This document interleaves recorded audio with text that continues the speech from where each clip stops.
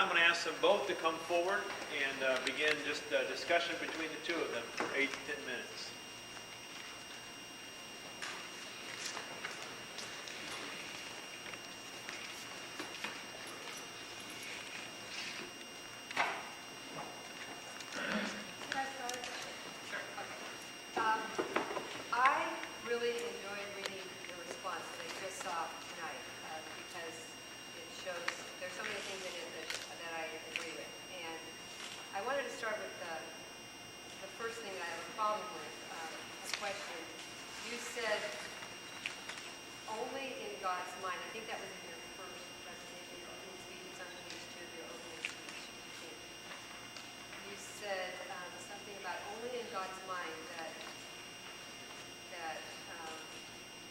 I don't know what that means. You say prove, you're talking about God proving, or being, it's Genesis 22, and this is being proved to God. And then you say something about only in God's mind. So I wonder if you could elaborate.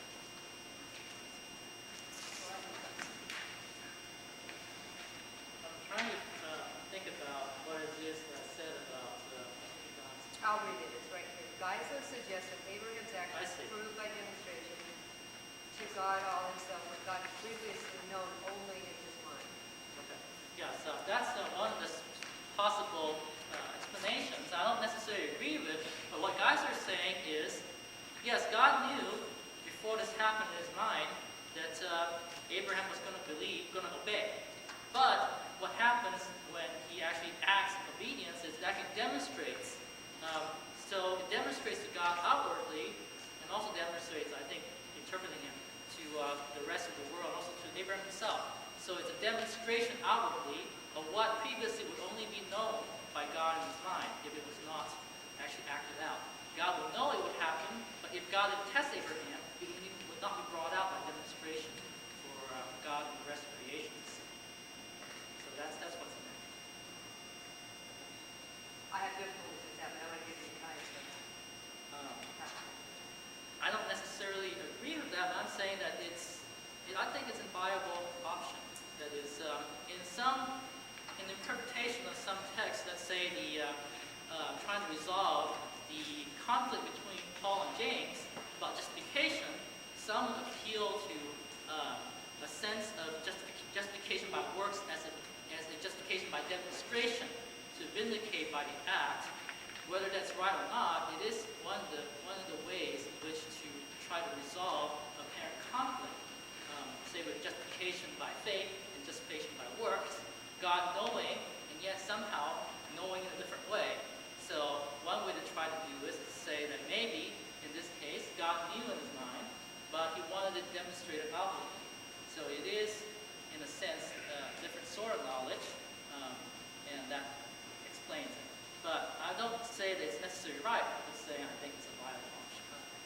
My problem is that that's really going, making the text a lot more complicated when the clear sense of the text is the now unknown question.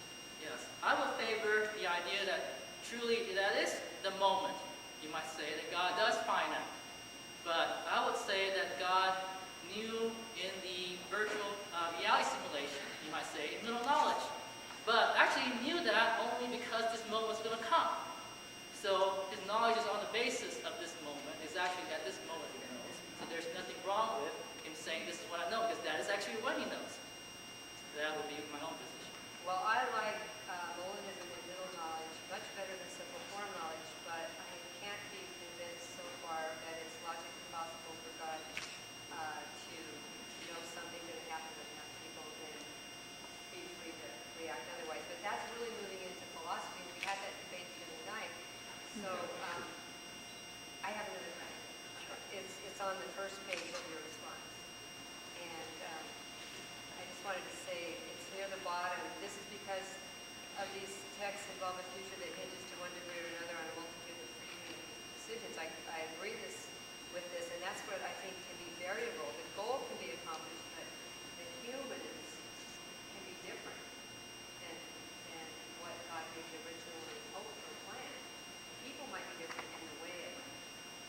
So that's what I'm saying. I think God knows it as actually, even though the plan eventually will come. I would think that in many cases, that is how God actually chooses to work. I argue that God, even though God has middle knowledge, he doesn't micromanage, even though he could with middle knowledge. So, except in cases where God does have very specific purposes and specific people in mind, then he is free to change how he fulfills certain other predictions and to use different people if necessary. Well, I agree with that because of Moses. Moses said no a whole bunch of times, and God still used Moses. Although Moses had to get up in the morning and obey every day for the next 20 to 80 years. But the main reason I appeal to middle knowledge is not necessarily because I think philosophy trumps scripture, but really because I find it to be, at this point, the most satisfying way of understanding all the scriptures that I see. The more I've studied the issue, the more I have come to appreciate open theist position. And I have moved further and further away from my previous Calvinist beliefs. So I've moved a long ways, but I still see some texts as not well explained by the current models. And some of the PowerPoints we're going to get to, I would propose that we need to have a more nuanced view of how God works with us. If we have a spectrum of possibilities, maybe at one end is to completely determine, and on the other end to just have permission for humans to exercise libertarian freedom, and in between, there's different degrees of influence and constraint.